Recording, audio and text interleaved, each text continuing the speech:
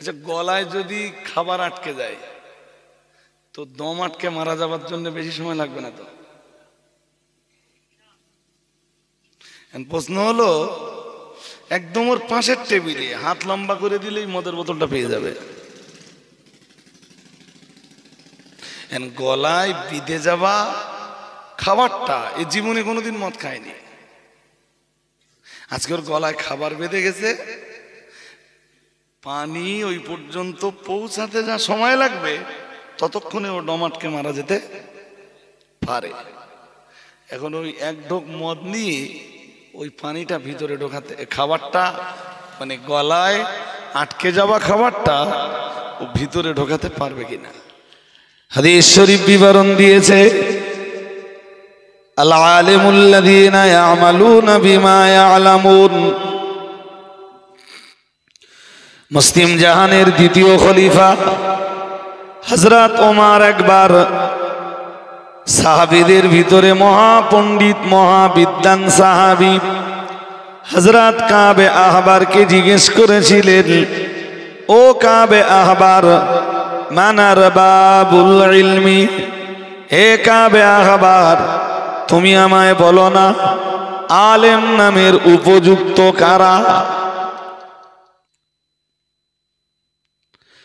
কাবে আহবার একজন পণ্ডিত সাহাবী রাসূলের, মুসলিম জাহানের দ্বিতীয় খলিফা ওমর তাকে জিজ্ঞাসা করলেন, আলেম নামের উপযুক্ত কারা?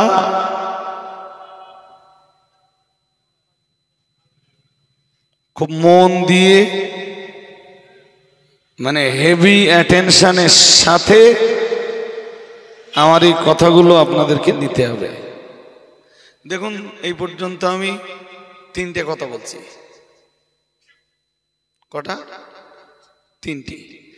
তিনটি কথাই তথ্যের ভিত্তিতে, উইদাউট তথ্যে একটাও বলিনি। যদি আপনারা কেউ আমার কাছে জানতে চান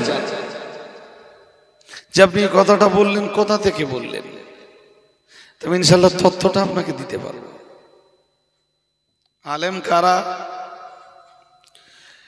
হযরত কাবে আহবার জবাব দিলেন, আল্লাযীনা ইয়ামালুনা বিমা ইয়ালামুন।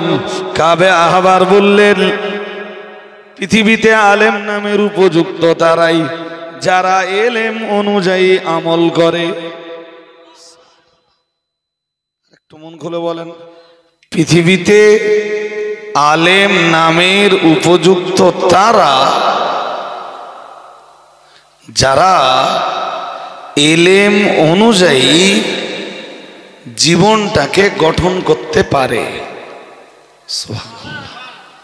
মানে এলেমও আছে, বলুন বলুন, আমলও একদম ঠান্ডা মাথায় যে কথাগুলো শুনছেন, যদি আপনাদের ধৈর্য থাকে আর আমার প্রতি যদি আল্লাহর করুণা হয়, তাহলে আমরা একটা জায়গাতে পৌঁছাবো।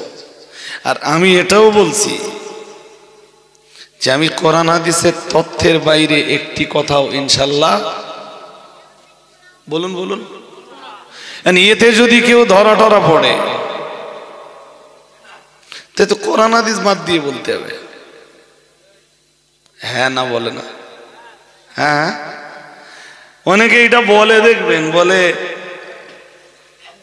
আলেমরা স্টেজে উঠে পানি খাবার, আলেমরা স্টেজে উঠে গীবত গাওয়াগাবি করে, অনেকে বলে। চল, যারা এই কথাটা বলে গীবত কোন জিনিসটাকে বলা হয় ওরা এইটাই বোঝে না। তা গীবতের ডেফিনেশন কি, গীবতের সংজ্ঞা কি, গীবত কাকে বলা হয়, কোনগুলোকে গীবত বলা হয় না, গভীরভাবে এইটা জেনে নেওয়ার জন্য কোরআন হাদিস দিয়ে আর একটা মজলিস লাগবে, কারণ জানার শেষ নেই। এখনো আমাকেও তো জানতে হয় সিস্টেম কি। সিস্টেম হলো যে জিনিসটা আমার অজানা সেই জিনিসটা যিনি জানেন তার কাছ থেকে জিজ্ঞাসা করে নেওয়া, ওইটা তো হাদিসের বক্তব্য। আমি যদি কোনো স্টেজে উঠে মনে করি যে হাম সব জানতা, আমি মোটামুটি সব জেনে গেছি, প্রায় না, সব জেনে গেছি, তাহলে জাতি বা মুসলিম কমিউনিটি আমার কাছে তখন বিভ্রান্ত হওয়ার ভয় আছে। যদি আমি হই একজন আলেম, তাহলে আমার জন্যও দরকার আমার চাইতে উঁচু পর্যায়ের আলেম যারা আছেন বহু ক্ষেত্রে তাদেরকে অনুসরণ করা। যাক, এই বিষয়গুলো নিয়ে আমি আর লম্বা করছি না। চলুন আমরা ওই যে হাদিসটা থেকে জানতে পারছিলাম, মনোযোগ আছে আপনাদের নাকি? হ্যাঁ, বাইরে অ্যাটেনশন দিলে হবে না, চোখও বাইরে যাবে না। আর বাচ্চা কাচ্চা যা আছে একটাও যেন আওয়াজ না দেয়, মোটেই একদম কোনো সাউন্ড হবে না। রাস্তা দিয়ে রোড তো আমরা বন্ধ করে দিতে পারি না, রাস্তা দিয়ে কিছু গাড়ি যাবে। আমরা এখন একটা হাদিস শুনবো হযরত জাবির রাদিয়াল্লাহু তাআলা আনহু থেকে বর্ণিত। কেমন লাগে হাদিসটা? হযরত জাবির রাদিয়াল্লাহু তাআলা আনহু বলেন, খারাজনা ফি সাফারিন। শুনছেন আপনারা নাকি? আরে ভাই, সুর মানে কখনো ওয়াজ না। সুর এক জিনিস, কোরআন হাদিসের বয়ান আর এক জিনিস। হযরত জাবির রাদিয়াল্লাহু তাআলা আনহু থেকে বর্ণিত, তিনি বলেন, খারাজনা ফি সাফারিন, আমরা কোনো একটা সফরে বার হলাম। ফাসাবা রাজুলাম মিন্না হাজারুন, এরপরে কি হলো, আমাদের ভিতরের কোনো একটা লোককে অ্যাটাক করলো একটা পাথর।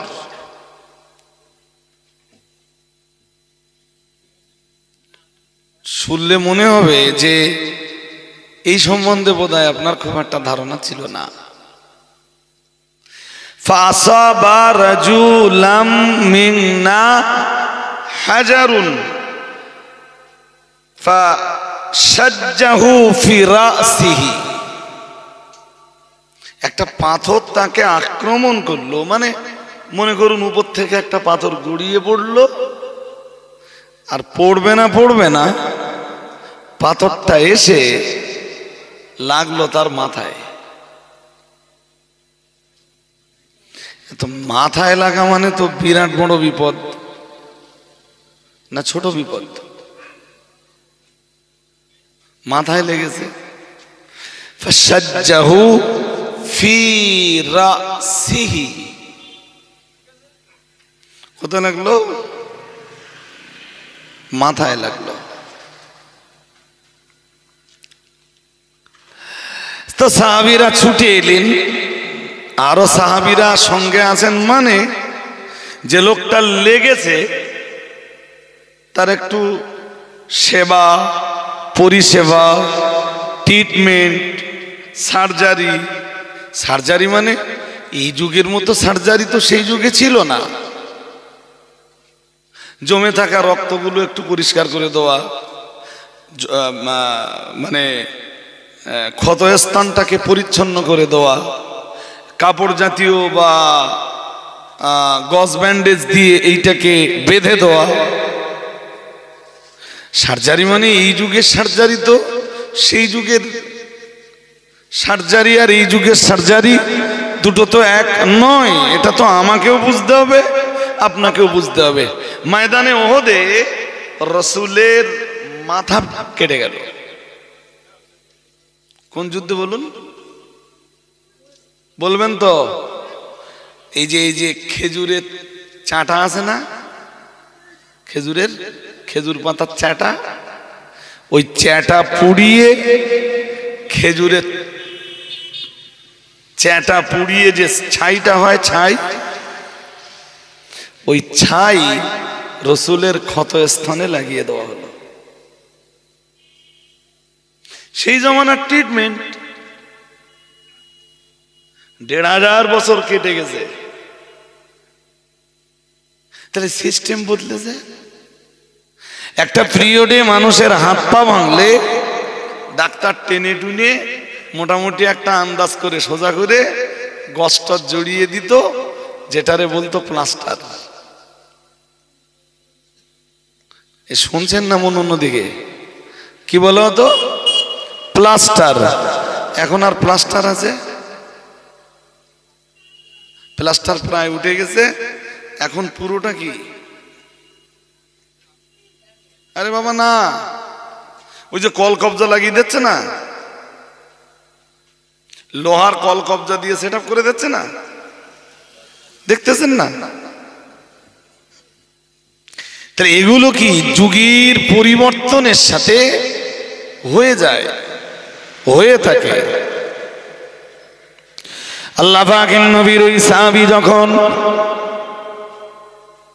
একটা পাথর কর্তৃক আক্রান্ত হয়ে পড়লেন, পাথরটা যখন তার মাথায় আঘাত করল, সাহাবীদের পক্ষে যতটা সম্ভব সাহাবীরা তাৎক্ষণিক ট্রিটমেন্ট করলেন।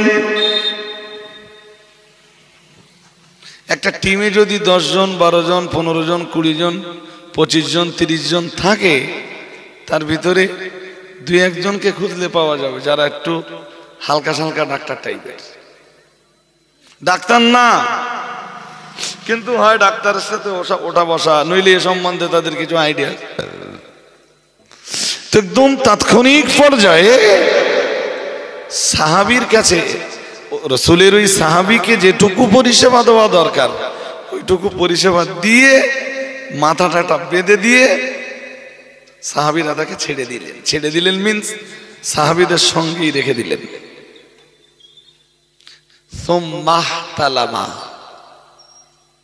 রাত্রিবেলায় সাহাবারা তাঁবু গাড়লেন, একটা জায়গাতে রাত তো কাটাতে হবে। রাতটা তো আরামের জন্য আল্লাহ বানিয়েছেন। রাতের বেলায় সাহাবারা সব ঘুমিয়ে পড়লেন, আক্রান্ত লোকটাও ঘুমিয়ে গেল। হাদিস বিবরণ দিয়েছে সুম্মা তালামা। আল্লাহ পাকের নবী সাহাবী হযরত জাবেরের বর্ণনা, তিনি বলেন লোকটা রাত্রে বেলায় লোকটার ইহতিলাম হলো। না, ওই আর এক আরবি শব্দ। রাত্রে বেলায় লোকটার ইহতিলাম হলো, এটা কি জিনিস আলেম হাফেজরা বুঝতেই পেরেছে। কমাত কম আলেম যারা, তারা তো বুঝতেই পেরেছেন যে ইহতিলাম কি।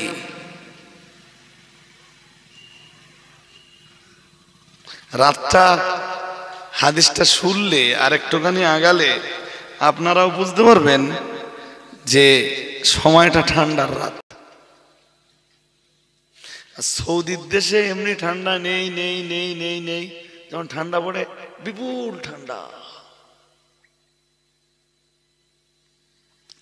হাদিস শরীফ বিবরণ দিয়েছে সুম্মা ইহতালামা ফাসালা আসহাবাহু ফাকালা হাল তাজিদুনা লি ফি রুখসাতিন ফিত তায়াম্মুম। হাদিস বিবরণ দিয়েছে প্রিয় নবী মুহাম্মদুর রাসূলুল্লাহ সাল্লাল্লাহু আলাইহি ওয়াসাল্লাম। ওই সাহাবীও রাতের বেলায় ঘুমিয়ে পড়লেন। রাতের বেলায় তার ইহতিলাম হলো। ইহতিলামের বাংলা হলো স্বপ্ন দোষ। কি দোষ? স্বপ্ন দোষ হলো। স্বপ্ন দোষ হলে গোসল ফরজ হয় না? হ্যাঁ না বলে না? না এটাও জানেন না? জানেন, আলহামদুলিল্লাহ। স্বপ্ন দোষ হলে গোসল, মাথা কথা বলে না। মাথা কি কেটে গেছে তো? হ্যাঁ না কিছু বলে না। মাথা কেটে গেছে না যায়নি? কেটে গেছে। কি হয়েছে এখন? কন্ডিশন কি সাহাবীর? আল্লাহ পাকের নবীর, আল্লাহ পাকের হাবিবের ওই সাহাবীর ভোরবেলা যখন ফজরের আজান হয়ে গেল, ফজরের নামাজের সময় চলে এলো, অন্যান্য সাহাবীরাও জেগে উঠলেন। রাসূলুল্লাহর ওই আক্রান্ত সাহাবী তিনিও জেগে গেলেন। আর জেগে যাবার পরই তিনি সাহাবীদেরকে ডাক দিয়ে জিজ্ঞেস করলেন, ফাসালা সাহাবাহু, সে তার সঙ্গীদেরকে ডাক দিয়ে বলল, ফাকালা হাল তাজিদুনা লি রুখসাতান ফিত তায়াম্মুম, আমার জন্যে এই কন্ডিশনে আমি গোসল না করে যদি তায়াম্মুম করে সালাত আদায় করি আমার জন্য জায়েজ হবে কিনা? সাথী যারা ছিলেন সাথে তো রাসূলুল্লাহ নেই, রাসূলুল্লাহ থাকলে তো কোনো প্রশ্নই উঠত না। আল্লাহ পাকের নবী মুহাম্মদুর রাসূলুল্লাহ সাল্লাল্লাহু আলাইহি ওয়াসাল্লাম বিশ্ব নবীর ওই সাহাবী তার সাথীদেরকে বললেন, ফাল তাজিদুনা লি রুখসাতান ফিত তায়াম্মুম, বললেন আমার জন্য কি এখন তোমরা তায়াম্মুম করার কোনো বিধান জানো? আমার জন্য এখন তায়াম্মুমের ছাড়পত্র আছে? আল্লাহ পাকের নবীর যত সাহাবীরা তার সঙ্গে ছিলেন সবাই এক বাক্যে জবাব দিলেন, ক্বালু লা, বললেন না না, তোমার জন্যে মা নাজিদু লাকা, তোমার জন্যে আমরা পাই না রুখসাতান ফিত তায়াম্মুম, তোমার জন্যে আমরা তায়াম্মুম করার ছাড় খুঁজে পাচ্ছি না। গোসল তোমাকে করতেই হবে। একদিকে লোকটা আক্রান্ত, অন্যদিকে ঠান্ডার সময়। ও ভাইরা আমার, প্রিয় নবী মুহাম্মদুর রাসূলুল্লাহ সাল্লাল্লাহু আলাইহি ওয়াসাল্লাম আর সাহাবীরা তাদের জীবনের চাইতে, অঙ্গহানি হওয়ার চাইতে তারা সালাতটাকে বেশি ভালোবাসতেন, সালাতটাকে বেশি গুরুত্ব দিতেন। তাদের জীবনের মায়ার চাইতে সালাত তাদের কাছে অনেক বড়। তাদের দেহের একটা অঙ্গ প্রত্যঙ্গের চাইতে সালাত তাদের কাছে অনেক বড়। আর একটু মন খুলে বলেন, আমাদের রোগ কি? আমাদের রোগ হলো দেহ সুস্থ, এরপরেও আমরা নামাজ পড়ি না। ঘন্টার পর ঘন্টা যে লোকটা তাসের আড্ডায় বসে, তাস তো জীবনে খেলেই চলেছে, 20 বছর 25 বছর ধরে তাস খেলছে, ঘন্টার পর ঘন্টা তাসের আড্ডায় বসে থাকে। ও ভাইরা আমার, মনে রাখুন, তাহলে লোকটা সুস্থ মানুষ যে ঘন্টার পর ঘন্টা তাসের আড্ডায় বসে রয়েছে, ওকে অসুস্থ বললে তো আমায় ভুল হয়ে যায়। ও ভাইরা আমার, অথচ সালাত আদায় করার মতো মানসিকতা তার ভিতরে জায়গা পায় না।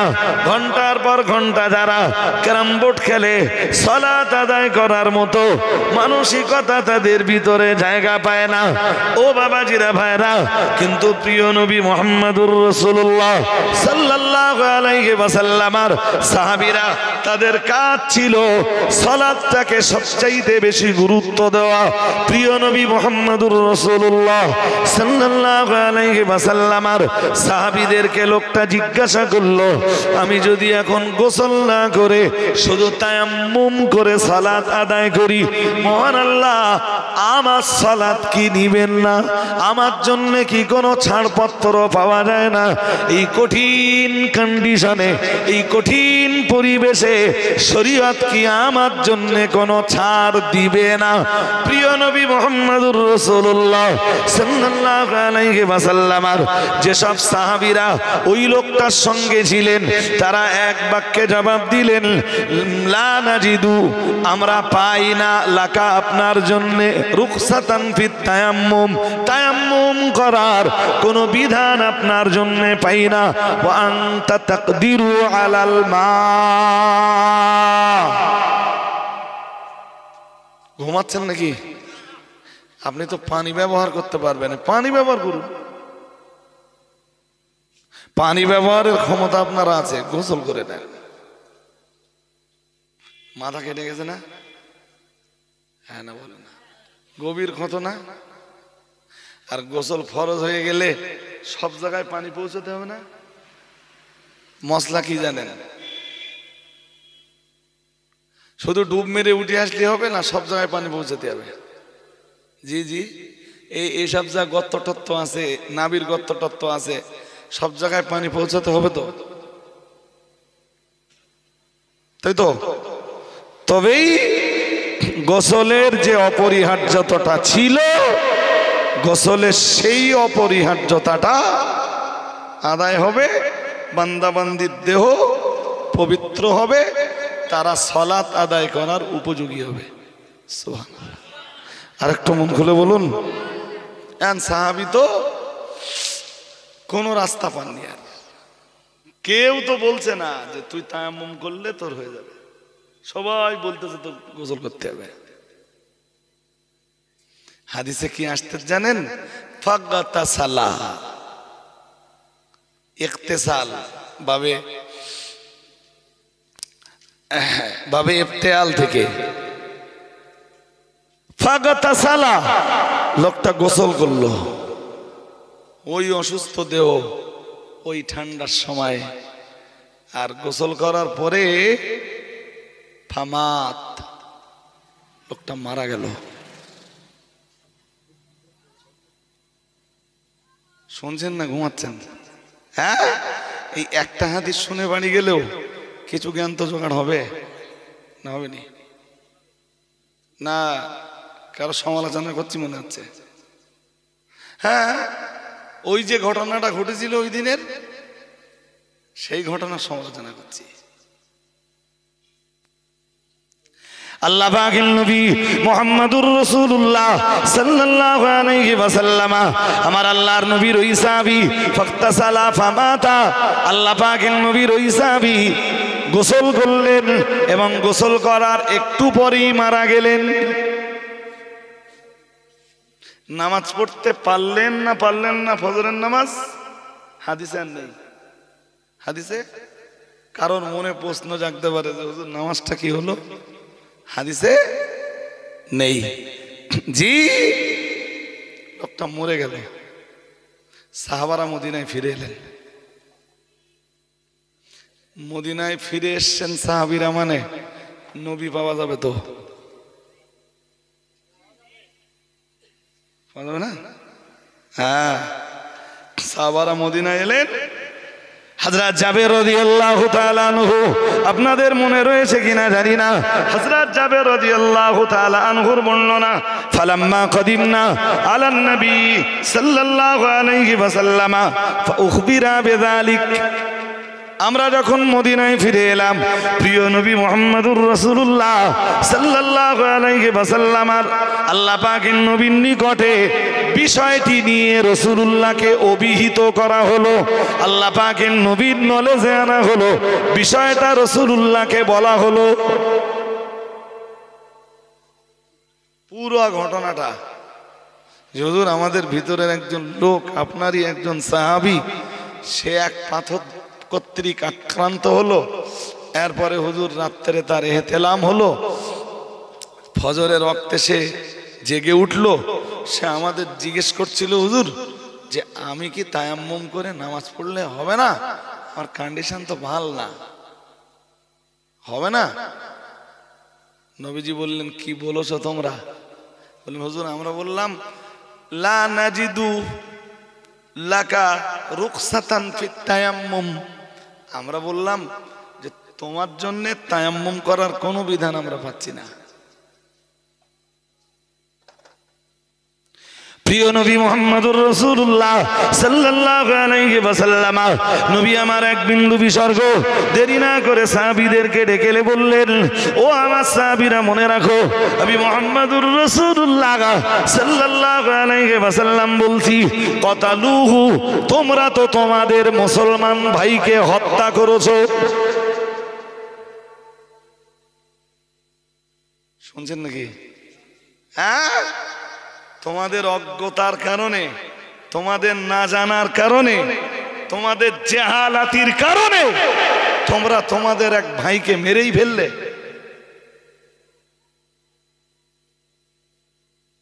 শুনছেন নাকি? কি বললেন? বললেন কাতালুহু, তোমরা তোমাদের ভাইকে মেরে ফেললে, তোমাদের অজ্ঞতা তাকে মৃত্যুর দ্বার প্রান্তে পৌঁছে দিল, সে মরেও গেল।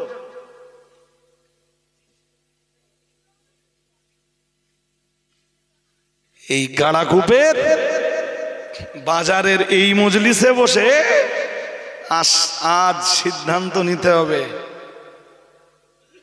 যে না জানার ঔষধটা আমি কার কাছ থেকে নেব। শুনছেন না? বুঝতে অসুবিধা হচ্ছে? না জানার ঔষধটা আমি, হ্যাঁ, রসুলের একদল সাহাবীকে জিজ্ঞেস করেছেন, সাহাবীদের কারোর জানাও ছিল না। সাহাবীরা ভেবেছেন যে ওর দেহ অপবিত্র হয়ে গেছে, গোসল না করা পর্যন্ত দেহ আর পবিত্র, কিন্তু ওর দেহ কি এইটা নিতে পারছে?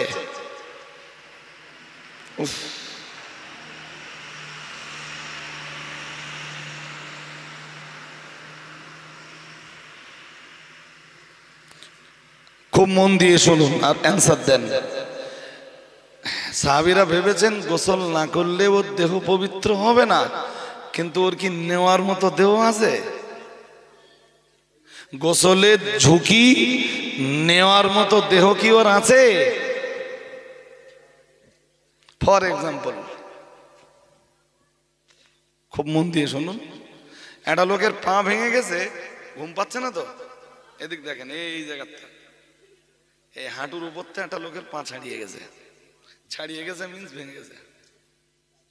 আচ্ছা, এখন এই যে কল কবজা করে দিচ্ছে ডাক্তাররা সার্জারির পরে লোহা দিয়ে, এটা ছেড়ে দেন, যদি প্লাস্টারও করে, ও কি গোসল করতে পারবে?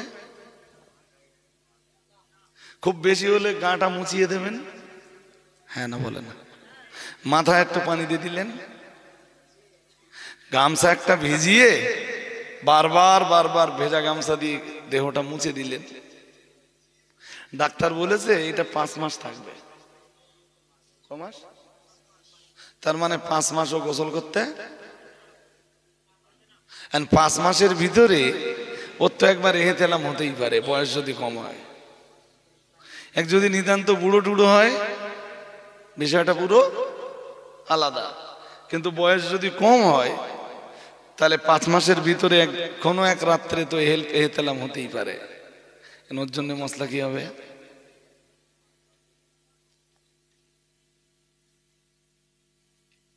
কিছু বলে না।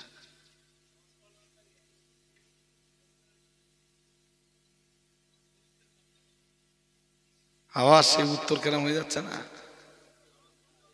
উত্তরটা কেরাম কেরাম হয়ে যাচ্ছে না? উত্তরটা তো এইরকম হয়ে গেল যে হুজুর মশলা যদি তাই হয় তাহলে হুজুর আমাদের মেয়েরা শিখবে কেমনে?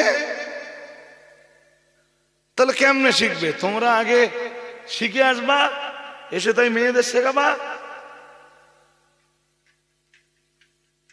হয়ে গেল। তোমরা আগে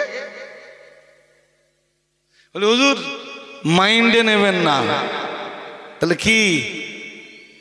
তাহলে হুজুর এই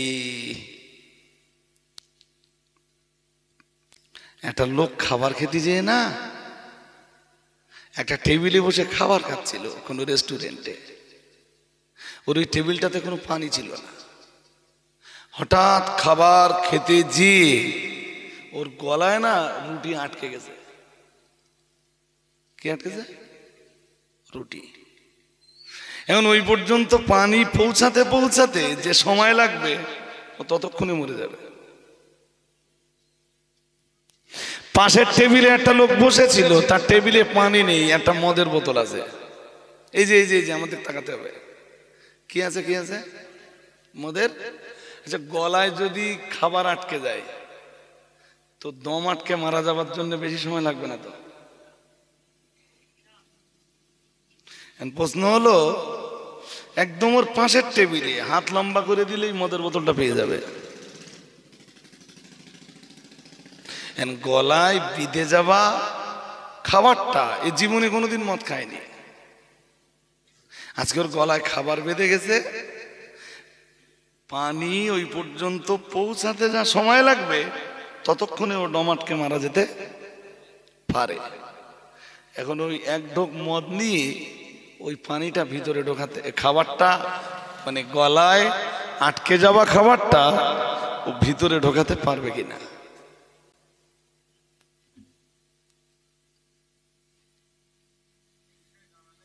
এ বিষয়ে এ লোক তো হেভি চালাক দেখতে পাচ্ছি। হয়তো চালাক এর আগে হয়তো ছিল না, আজকে বসে বসে ভাবতেছে যে না জানার ঔষধ, মূর্খতার ঔষধ, জেহালাতির ঔষধ হলো, বলুন বলুন, বাহ বাহ বাহ বাহ। একটা জীবনের অনেক দাম আছে না? হ্যাঁ না বলে না?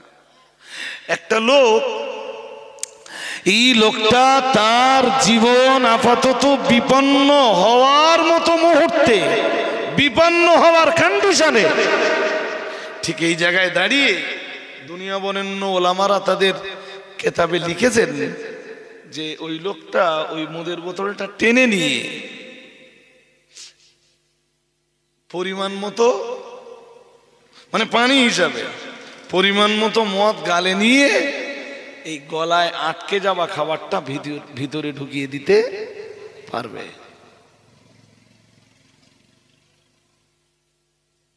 মদ হারাম না? খেয়াল আছে? মদ হারাম তো এটা মনে আছে না? হালাল? শুধু হারাম না কঠোর হারাম? কোন কালে মদ হালাল হবে? জোর করে বলে না। হবে হবে হবে না।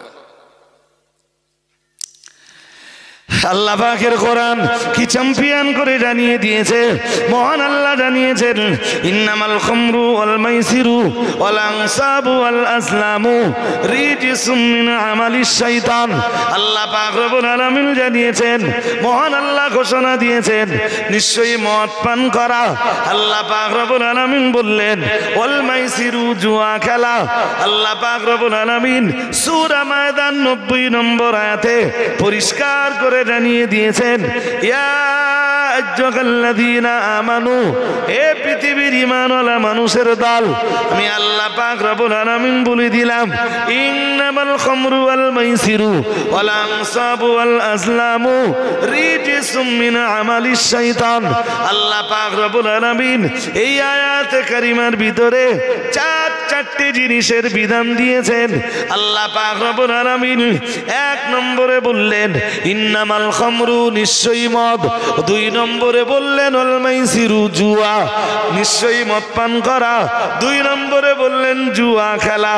আল্লাহ পাক রব্বুল আলামিন 3 নম্বরে বললেন ওয়াল আনসাব। আল্লাহ পাক রব্বুল আলামিন বললেন আল্লাহকে ছেড়ে অন্যের পূজার্চনা করা। ও বাবাজিরা ভাইরা, যদিও আনসাব শব্দটাকে অন্যভাবে আমরা ব্যাখ্যা দিতে পারবো, কিন্তু যেভাবে দিলে খুব সহজ হয় ওইভাবে এক ব্যাখ্যা আপনাদেরকে শোনালাম। আল্লাহ পাক রব্বুল আলামিন 4 নম্বরে বললেন ওয়াল আজলাম, জুয়ার তীর দ্বারা ভাগ্য নির্ধারণ করা। আল্লাহ পাক রব্বুল আলামিন বললেন এই যে 4টে কাজ রয়েছে, আমি আল্লাহ পাক রব্বুল আলামিন এই 4টে কাজের প্রত্যেকটা কাজের ব্যাপারে বলছি রিজসুম মিন আমালিশ শাইতান। আল্লাহ পাক রব্বুল আলামিন বললেন এ সবগুলো হলো শয়তানের কাজ। কার কাজ? জোর করে বলেন। সবগুলো কি? সবগুলো শয়তানের কাজ। মদ খাওয়া, জুয়া খেলা। এই যে হঠাৎ গাড়াকুপ বাজারে এসে দেখলেন একটা লোক মাইক নিয়ে বসে আছে, এটা 30 টাকা দামের একটা গ্লাস, এক্সিলেন্ট। এটা 25 টাকা দামের একটা ভালো ব্র্যান্ডেড কোম্পানির সাবান। এটা 18 টাকা দামের একটা প্লেট। এটার দাম আর একটু বেশি, 30 টাকা দামের একটা ধরুন স্টিলের কৌটো। অনেক জিনিসপত্র নিয়ে বসে আছে, সামনে একটা মাইক আছে, লোকটা মাঝে মাঝে কথা বলছে। চতুর্দিক দিয়ে বাজারে কি না হয়, বাজারে যে কোনো জিনিস ঘটলে দেখবেন সেকালে কম বেশি একটা ভিড় ভিড় ভিড় জন্মায়। তো আপনি একটু উঁকি মেরে দেখলেন যে লোকটার সামনে যে অনেক মাল আছে, কি কেস? লোকটার হাতে একটা বালাও আছে, বালা বালা। একটু দেখি কি হচ্ছে। দেখলেন লোকটার হাতে একটা বালা আছে, বালা বালা বোঝেন? বালা বালা বলে এই বালা ছুঁড়ে মারতে হবে। হ্যাঁ, আর তোমার মা মানে তোমার তোমার ভাগ্যে পড়ুক আর না পড়ুক, একবার মারবা 10 টাকা, একবার মারবা। ওই যে বলতেছিলাম না যে জুয়ার তীর, হ্যাঁ না বলে না, জুয়ার তীর। আমাদের দেশে জুয়ার তীর আর ব্যবহার হয় না এখন, তবে জুয়ার বালাটা এখনো মাঝে মাঝে, আমি তো ছোটবেলায় দেখতাম মার্কেটে খুব এভেলেবেল। এটা জায়েজ।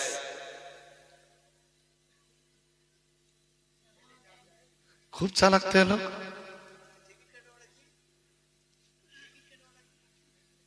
হারাম জুয়া, ওটা কি?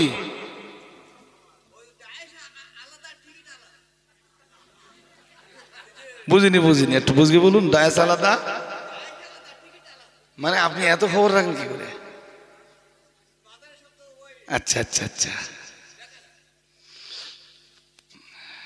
আমরা সত্যি সত্যি আবার বহু জিনিস আছে যে জিনিসগুলোর ব্যাপারে আমাদের কাছেও একদম মানে কি বলবো, যেটা বেটার আইডিয়াটা নেই। কিন্তু যুগ সম্বন্ধে আলেমদের খবর রাখতে হবে। মান জাহেলা ফি আহলে সামানিহি ফাহুয়া জাহিলুন। এটা একটা মদ্দা থিওরি, এটা একটু মনে রাখুন। কেউ যদি যুগের ব্যাপারে অজ্ঞ হয়, বিরাট কিতাব পড়েছে কিন্তু যুগ সম্বন্ধে খবর রাখে না, শরিয়ত অনুযায়ী ওর নাম কি জানেন? ওর নাম আলেম না, ওর নাম জাহেল। ওর নাম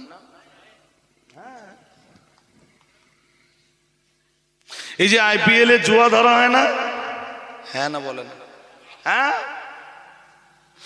মৌলবীরা IPL খেলা দেখবে না, বাট এই জুয়ার খবর মাওলানা সাহেবদের রাখা লাগবে। কথা বোঝেননি? আর নইলে কেউ জিজ্ঞেস করলে তা কিছু বলতে পারবে না।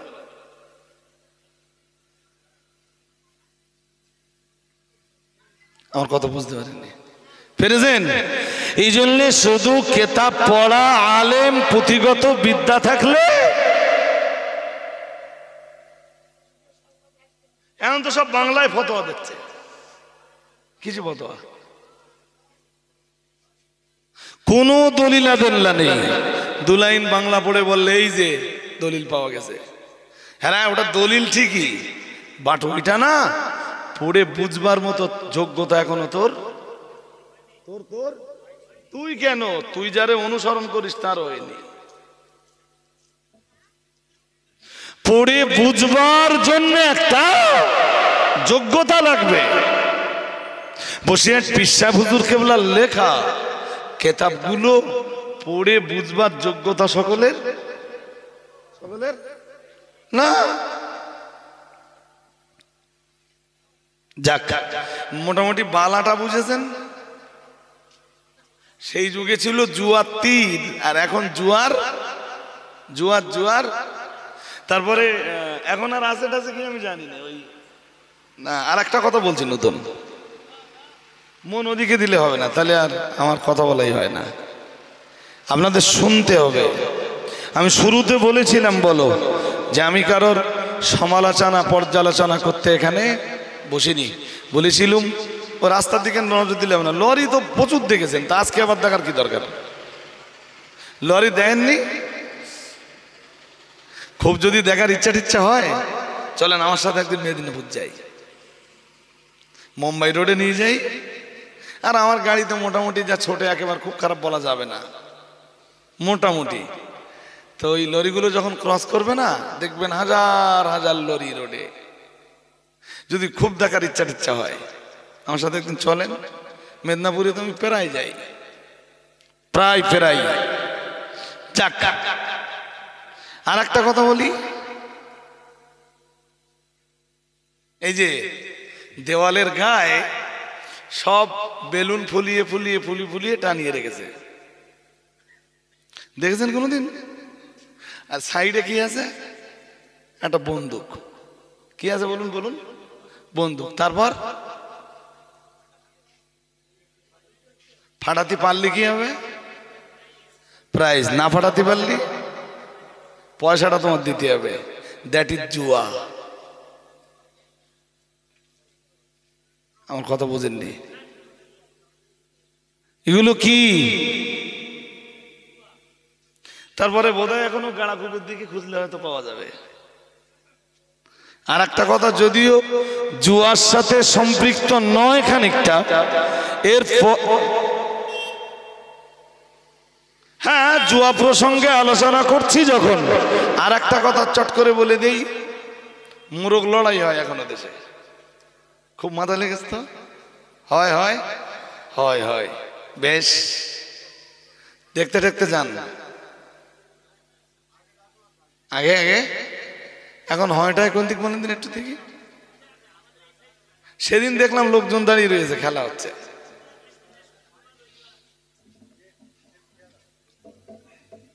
মানে এই সামনে দিয়ে যে রাস্তাটা সোজা চৌমাথা যেয়ে উঠেছে, ওর বাম হাতে। বাহ, তার মানে এখানে যাওয়া লোকও আছে।